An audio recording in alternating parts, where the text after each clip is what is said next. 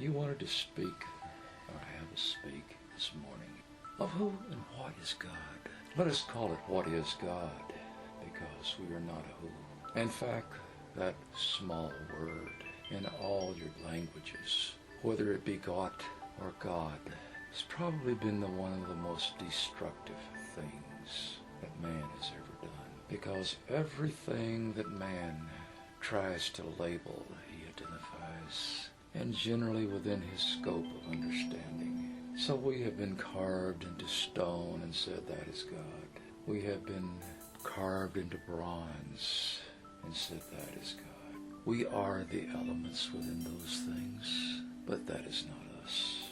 What is God? First of all, what we are and what you are is not the word God. It is the energy. It is the love. You know that God is energy and God is love, or God is all things. But don't let those expressions become cliched. Feel, understand with an inner knowing what God is. Now, you can see God in all things because that is our creation. We imbue each of our creations with life. When there is no longer life, God does not dwell within it. That includes your churches. That includes a dead tree. That includes a stagnant lake. That includes poisoned air. That includes planets that have died because their atmosphere is ripped from them. God is life. It is that fire that you can see within you, feel within you. But you have to go to a deeper level of sight to see it. Mel holds within his hands what you call a crystal ball. If you use the inner sight and look into it, not at the surface, but into it deeply to the center, as if anyone who looks into you deeper than the surface, you will see fire. You will see the energy, the furnace that burns within. Even in what many think is a cold stone, this is a living stone. There's nothing unique about the shape, except that it is formed in the universal concept of completeness. It is a complete globe. So when we speak of what is God, the most accurate term is that we are energy. Speak of these things. Not of a name, not of a anthropomorphic God who has eyes and hands and ears that can hear, can touch. We have none of these things anymore. Yes, each of you, when you pass to our level, have none of these things. Yet, your energy is formed in those things. It is an energy fire cell that is shaped as you wish to shape it. And most often, if you come from a biped planet, as you two do, it is formed as your bodies are formed. But energy can be shaped in any way and not change it. Another thing about what is God. God is life. We said that before. Others have said that. But do they really understand what that means? What does it mean to maintain that life? Look about you. See what is dead, truly dead. Now don't examine the rocks too carefully because the rocks are alive. But look at the things that you can be aware of that are dead. Trees, flowers, plants, rivers, even mountains that no longer grow and are worn slowly down by the elements. That is life. It is that the energy of life, which is love, has departed them. What is God goes hand in hand with what is divine fire.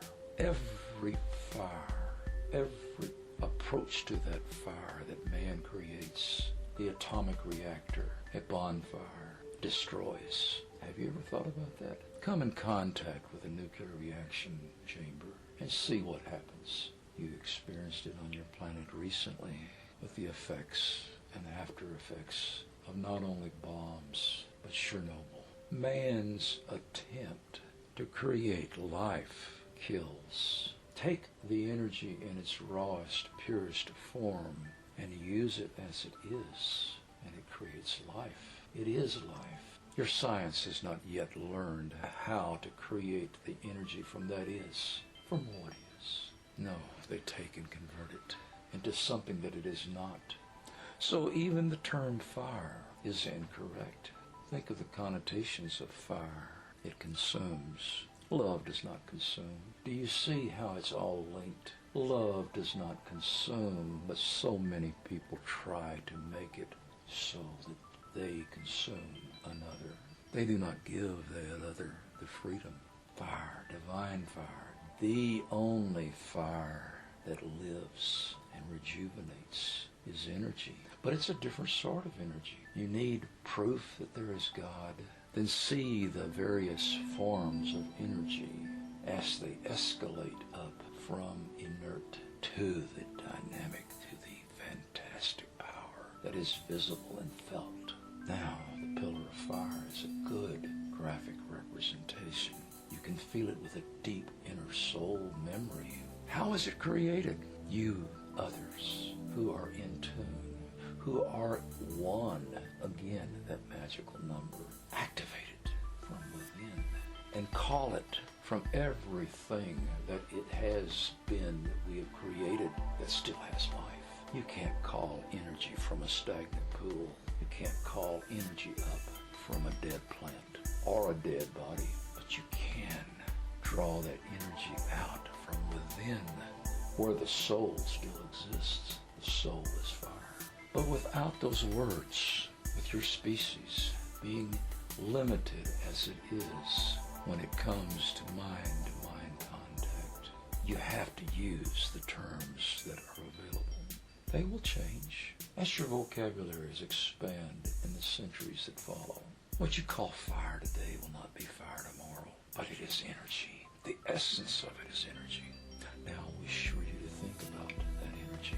There are many who have created their own fires, their own passions, after their own goals, formed them into organized religions, and drawn people into that fire. Is it good? Some of that fire, some of that passion is good. Some of what is within all religions is good because it comes from that fire, that original fire. But the fire that man has created always consumes. Even if he rubs two sticks together and through the friction creates fire, that fire will destroy. It will burn. That is not divine fire. That is fire that is of your element. We speak of earth, fire, wind, and water, and the best representation you have of that fire is the earthly fire that burns and consumes. That is why your media of Second Life is so wonderful, because stand within any of those fires and tell me, is your avatar consumed? No. It can be a raging bonfire and you can walk into it unscathed. It is the closest representation to divine fire that restores. Even the torches that you have placed outside the fire temple are representative of that. Stick your hand within them. You're not burned. You will feel energy that is of the kind that is on a level where you perceive only mentally. But it is this language barrier because fire, God, water, earth, they're all known by different words. That's why we say don't worry about calling us Zeb and Zarna. That is not